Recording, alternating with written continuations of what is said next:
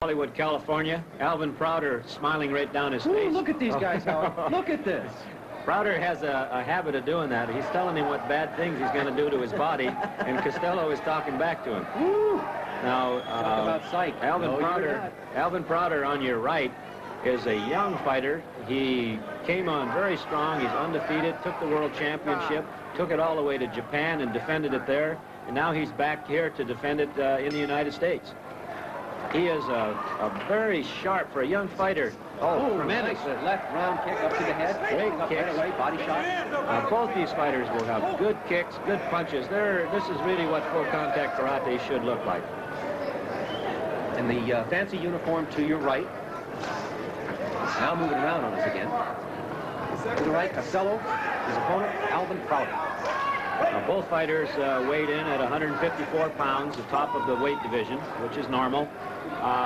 Costello is just under 6 foot, and Prouder in the blue trunks is about 6'2". So Prouder does have a little weight, a little height advantage.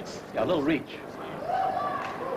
Now, Prouder's big thing is that you watch him, he shifts very frequently from the left side forward to the right side forward, which in Japan, it just destroyed the Japanese fighters. They couldn't figure out what to do with it. There he goes. Now he's turned right. So he's first and jams that roundhouse kick. I think he is a natural left-hander.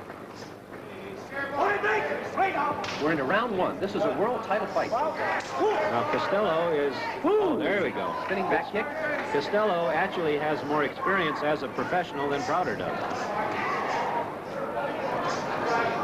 Both fighters exchange roundhouse kicks to the body. Keep in mind they have a mandatory number of kicks they must throw per round. I don't think either of these fighters will have any problem with that. They love to kick. They throw, those 8 kicks are out of the way so fast. I shouldn't say out of the way. It's just part of the good fighters, they don't get the kicks out of the way. They're part... Front thrust kick. Now, that's the kind of stuff he used in Japan against the Japanese fighters who were much shorter than he was. He's okay. It was more of a push type of a kick. Simply knocked him off balance and threw him down. Combinations now. Both these fighters will kick very strong because Costello also has fought in Japan. The American fighters are picking up. They're losing a little speed. There's the end of round 1. Tied so far. I picked up that he feels Costello's in good shape.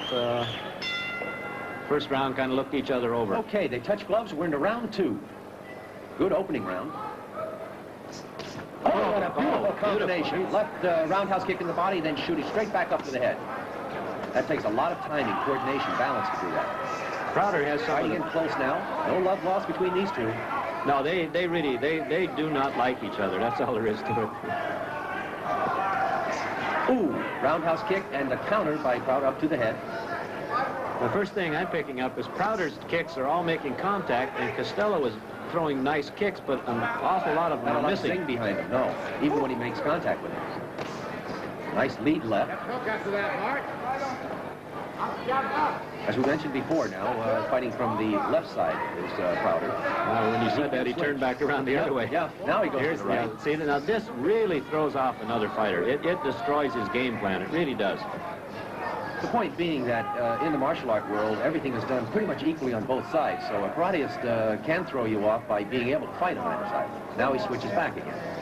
Now both of these fighters are excellent amateur boxers. They box with professional boxers, you know, in training, and they both boxed many times amateur boxers. Well, there's that front thrust kick again, more of a pushing kick than anything else. I think the thing to note is that in the case of almost all full contact karate fighters, they have earned their degrees in karate, that is to say black belts, and in addition to that, of course, have been trained as boxers. So I think that's one of the things that makes this sport so exciting.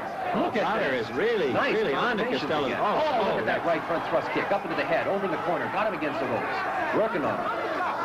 I'm not sure whether Costello, he's deceptive. Sometimes he's not really hurt, but no, some of those have got to be hurting him. Oh, yeah. Okay. He definitely is making contact. There's a miss. Attempted uppercut. Costello trying to cover up. Look at that bowling punch. That's the end of the round. The end of the round. Costello comes back with a zinger there.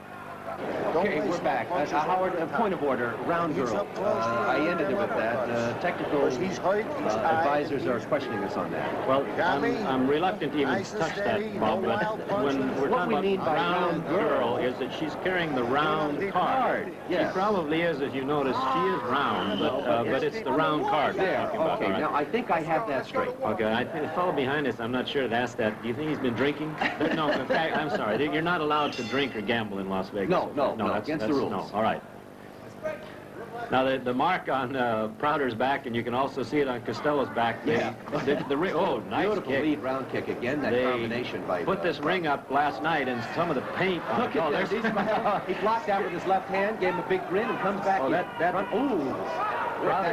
Prouder just destroys fighters. Here he is. He says now, he's saying bad things to Marc again. I'm sure he's saying... fun, Marc. I'm glad, yes. I don't know what he's saying, but we won't pick it up.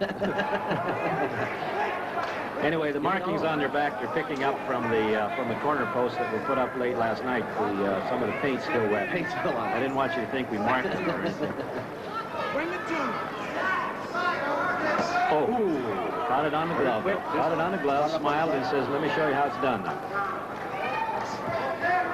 Prouder has had a career really of developing as the bad guy in the fight. I think it's kind of like where Ali started. It doesn't matter why they come to see you fight as long as they come to see you fight. Again, combinations by the fighters. This is a world title fight.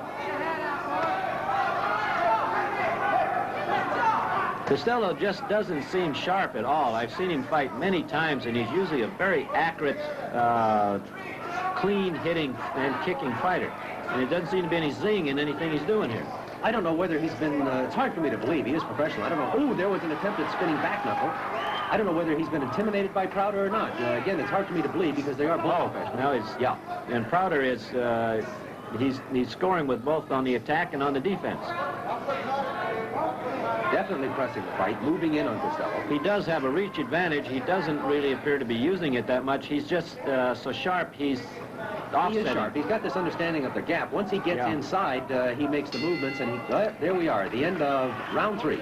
And we might mention that now these are typical karate fighters that we have in full contact. In that, what I'm saying is they started into karate when they were about 10 years old.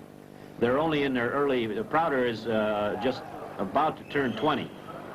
Costello is only about 22, but they've been in karate for anywhere from 10 to 12 years. Yeah. And most of them, in fact, both of them had their first-degree black belts before they ever were, I would say, 16 years of age. He's just waiting. He's trying to set you up with the right hand. Obviously, the combination of boxing and karate has made them tremendous athletes. Now, Arnold Costello, who is probably the most experienced trainer in full contact. Arnold Keats. Excuse me. Well, all right. It's the round girl. Excited, Howard. It's the round girl. The round girl. All right. All right. Arnold Urquides has tried to straighten Costello out and tell him what he's doing wrong and how to correct some of the mistakes he's making. Okay, round 4.